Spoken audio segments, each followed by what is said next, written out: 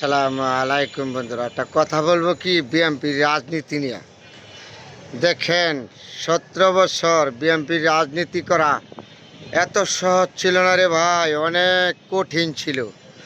কেন বলেছি শোনেন, যখন কোনো মিটিং আন্দোলন হইতো, মিছিল হইতো, তখন দিনও আন্দোলন করলে ক্যামেরাতে দেখে দেখিয়া পুলিশে আওয়ামী লীগের নেতারা চিহ্নিত করে রাখতো।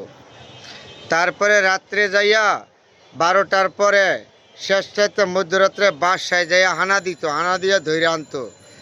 এক 2 নাম্বার, যখন মিছিল মিটিং শেষ করে এলাকায় আপনি বিএমপি প্রতি জানতে পারছে, তা আপনাকে এলাকার আওয়ামী লীগের চেলাফেলারা ধইরা আপনাকে বলছে 20,000 টাকা দেন, 50,000 টাকা দেন, মিটিংয়ে গেছেন কেন, মিটিংয়ে গেছত কেন, 1 লক্ষ টাকা দেন, নাহলে তোকে ধরে নিয়ে যেতে। তাদের বিভিন্ন ব্যক্তিগত অফিসা ছিল, কালাপা ছিল, কালাপে ধরে নিয়ে মারপিট করতো। তখন বউ পোলাপান্তরে ফোন দিলে বউ পোলাপান্তে 20,000 50,000 টাকা দিয়ে এখান থেকে ছুটাই নিত। আর জন্য বলেছি 16 বছর বিএমপি করা এত সহজ ছিল না রে ভাই, অনেক কঠিন ছিল। এখন যারা বিএমপিকে মনে করেন আপনারা, এই কর্মীদেরকে পরের মতন বিএমপির নেতাদের উদ্দেশ্যে বলেছি কথাগুলি শোনেন। তাহলে এখন বিএমপির কর্মীদেরকে মূল্যায়ন করেন। মিটিং মিছিলে যা ছিল বিএমপির নেতা ওরা ছিল না, কর্মীরাই ছিল। কর্মীরাই গ্রেপ্তার হয়েছে, কর্মীরা রিমান্ডে গেছে। বিভিন্ন চাকরিজীবী যারা বিএনপির ভক্ত ছিল তাদেরকে নির্যাতন করা হচ্ছে। এখন বাংলাদেশে একজন গণতান্ত্রিক বাংলাদেশ সরকার পরিচালিত, জনগণের ভোটে নির্বাচিত সরকার। এখন যারা জামাত শিবির আছেন, দেখেন আপনাদেরও তো নিষিদ্ধ করে রাখছিল, নিষিদ্ধ করে রাখছে না, তারপরে আপনারা তো বাড়িতে পারেন নাই, রাস্তাঘাটে আন্দোলন করছে বিএনপি।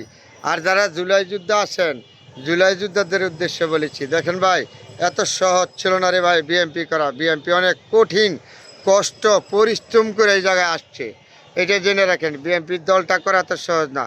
গ্রামে মহলা অত্যাচারে নির্যাতন, মামলা হামলা খাইতে হয়েছে, পলায় যাইতে হচ্ছে, এমনকি গ্রামের দেশের বাড়ি থেকেও যাইতে পারছে না। আমার মতন এমন বহুত লোক, এই বিএনপির নেতা নেত্রীরা যারা কর্মীরা ছিল, ধান খেতে ঘুমাইছে, জঙ্গলে ঘুমাইছে, গাছে ঘুমাইছে। বিএনপির রাজনীতিটা এত সহজ ছিল না। 17 বছর প্রচুর নির্যাতন, অত্যাচার, নির্যাতন স্বীকার করে আজকে বিএনপি এই জায়গায় আসছে। তাহলে বিএনপি নেতা নেত্রী নিয়ে কথা বললে একটু হিসাব করে বলেন। বিএনপির দলটা এমন একটা দল, যখন দেশ বিপদে পড়ে তখন বিএনপি ক্ষমতায় আসে।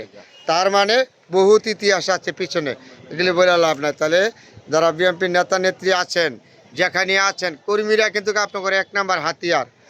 কর্মীরা, এই কর্মীরা যদি না থাকে, আপনারা পলায় রয়েছেন। কর্মীরা কিন্তু মিটিং করছে, মিছিল করছে, জেলে গেছে, হাজতে গেছে। তাহলে মাননীয় প্রধানমন্ত্রী আপনার প্রতি দৃষ্টি, কর্মীদেরকে মূল্যায়ন করেন। যারা অনলাইনে লেখালেখি করছে, অনলাইনে কথা বলেছে, তাদেরকে চিহ্নিত করে একটু মূল্যায়ন করেন। দেখবেন ভবিষ্যতে আর বিপদ আসতে পারে, কর্মীরা সবার আগে আপনার পাশে দাঁড়াবে।